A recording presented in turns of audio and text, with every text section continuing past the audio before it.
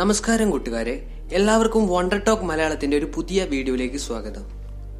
നിങ്ങൾ എന്റെ ചാനൽ ഇതുവരെ സബ്സ്ക്രൈബ് ചെയ്യാത്തവരാണെങ്കിൽ ഒന്ന് സബ്സ്ക്രൈബ് ചെയ്യാം, ആ ബെൽ ഐക്കണും കൂടി ഒന്ന് എനേബിൾ ചെയ്യാം. അപ്പോൾ നമ്മൾ ഇന്ന് നോക്കാൻ പോകുന്നത് ആൽബർട്ട് ഐൻസ്റ്റീനെ കുറിച്ചാണ്. ചെറുപ്പകാലത്തിൽ സംസാരിക്കാൻ ബുദ്ധിമുട്ടുള്ള ഒരു സാധാരണക്കാരനായിരുന്നു ആൽബർട്ട് ഐൻസ്റ്റീൻ.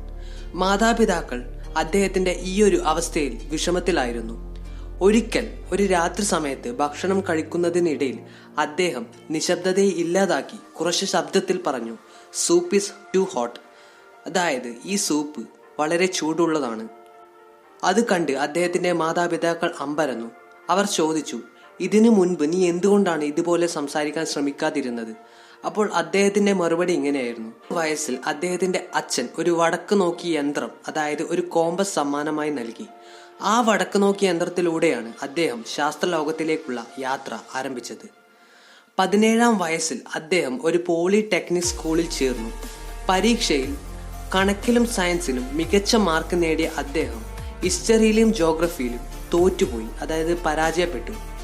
അതിനുശേഷം അദ്ദേഹത്തിന്റെ ജീവിതത്തിലെ 10 വർഷത്തോളം ജനറൽ റിലേറ്റിവിറ്റി എന്ന തിയറിക്ക് വേണ്ടി ചിലവഴിച്ചു. എങ്കിലും അദ്ദേഹത്തിന് ആ ഒരു വലിയ കണ്ടുപിടുത്തത്തിൽ ഒരു നോബൽ പ്രൈസ് പോലും ലഭിച്ചിട്ടുണ്ടായിരുന്നില്ല. അദ്ദേഹത്തിന് നോബൽ പ്രൈസ് ലഭിച്ചത് ഫോട്ടോ ഇലക്ട്രിക് എഫക്റ്റ് എന്ന ഒരു സിദ്ധാന്തത്തിലായിരുന്നു. ആൽബർട്ട് ഐൻസ്റ്റീൻ മ്യൂസിക് കേൾക്കാൻ ഇഷ്ടപ്പെടുന്ന ഒരാളായിരുന്നു. ഒരു പക്ഷേ അദ്ദേഹം ഇന്ന് ഒരു സയന്റിസ്റ്റ് അല്ലായിരുന്നെങ്കിൽ അദ്ദേഹം മ്യൂസിക്കിലേക്ക് ചുവട് വെക്കുമായിരുന്നു എന്ന് പറഞ്ഞിരുന്നു.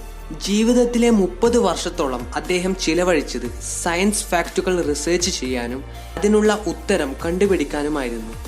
അതിനിടയിലെ ഒരു കണ്ടുപിടുത്തത്തിലൂടെയായിരുന്നു അദ്ദേഹത്തിന്റെ മരണത്തിന്റെ കുറച്ച് മിനിറ്റുകൾക്ക് ശേഷം അദ്ദേഹത്തിന്റെ മേശവലിപ്പിൽ നിന്നും ഒരു കത്ത് കണ്ടെടുത്തു. അത് അദ്ദേഹം ഇസ്രായേലിലേക്ക് ഡെലിവറി ചെയ്യാൻ വേണ്ടി എടുത്തുവെച്ച കുറെ ക്വസ്റ്റ്യൻസും അതുപോലെ തന്നെ കൺക്ലൂഷനുമായിരുന്നു.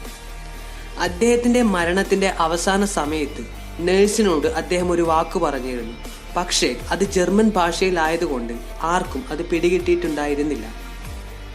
1955 ഏപ്രിൽ 18-നാണ് അദ്ദേഹം മരിച്ചത്. അതും ന്യൂ ജേഴ്സിയിലെ പ്രിൻസറ്റോൺ എന്ന ഒരു ഹോസ്പിറ്റലിൽ വെച്ച്.